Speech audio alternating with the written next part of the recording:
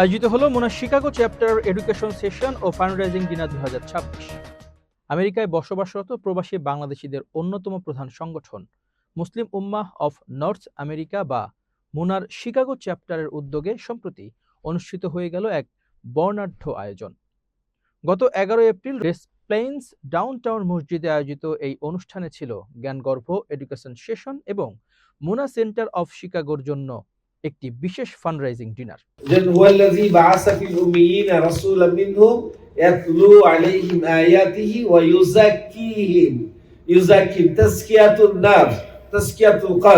এই জন্য নফস কয় রকম আছে? 3 রকম। নফসে আম্মারা, নফসে মুতমাইন্না, নফসে লাওয়ামা।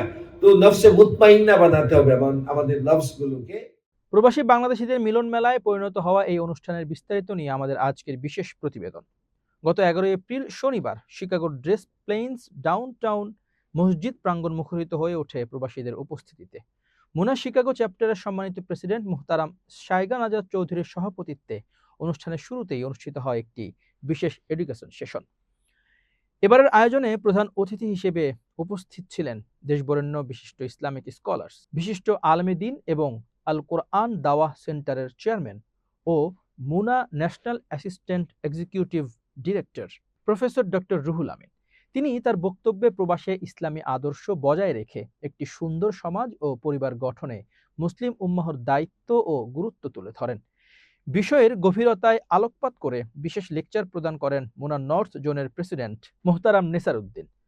মুনা শিকাগো চ্যাপ্টার সেক্রেটারি মোহতারাম সাজিদুল ইসলাম প্রোগ্রামটি পরিচালনা করেন। প্রাঞ্জল আলোচনায় উপস্থিত সুধীবৃন্দের মাঝে গভীর চিন্তার খোরাক যোগায়। অনুষ্ঠানে শুধুমাত্র আনুষ্ঠানিকতাই নয়, বরং প্রবাসে বেড়ে ওঠা নতুন প্রজন্ম এবং বড়দের জন্য ছিল পৃথক পৃথক বিষয়ভিত্তিক আলোচনা, বিশেষ করে বর্তমান সময়ের চ্যালেঞ্জ মোকাবেলায় নৈতিক শিক্ষার গুরুত্ব এবং সামাজিক অবক্ষয় রোধে পরিবারের ভূমিকা নিয়ে অনুষ্ঠিত হয় বিশেষ শিক্ষা অধিবেশন।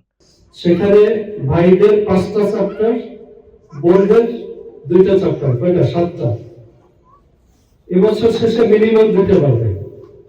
এখনই আমার উপরে যেহেতু জোরের দায়িত্ব, আমার পরিকল্পনা আমি পারলে আজকে ভাগ করে দিই, কারণ সেখানে একসাথে অনেক লোক এত হয়েছে যে সেখানে ভাগ না করলে কাজ সুন্দর হবে না।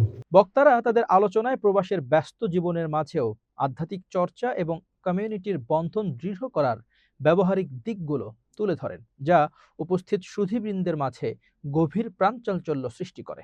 অনুষ্ঠানের দ্বিতীয় পর্বে আয়োজিত হয় মুনা সেন্টার অফ শিকাগোর জন্য একটি বিশেষ ফান্ডরেইজিং ডিনার।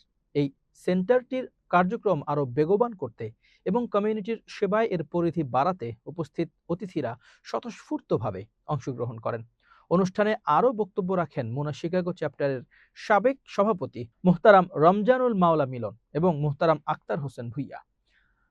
বক্তারা ঐক্যবদ্ধভাবে কমিউনিটির কল্যাণে কাজ করার উপর জোর দেন।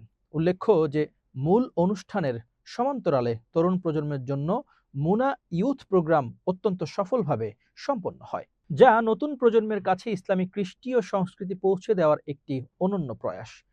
বিপুল সংখ্যক প্রবাসী বাংলাদেশি ভাই ও বোনের স্বতঃস্ফূর্ত অংশগ্রহণে পুরো আয়োজনটি একটি হৃদ্যতাপূর্ণ মিলন মেলায় পরিণত হয়েছিল।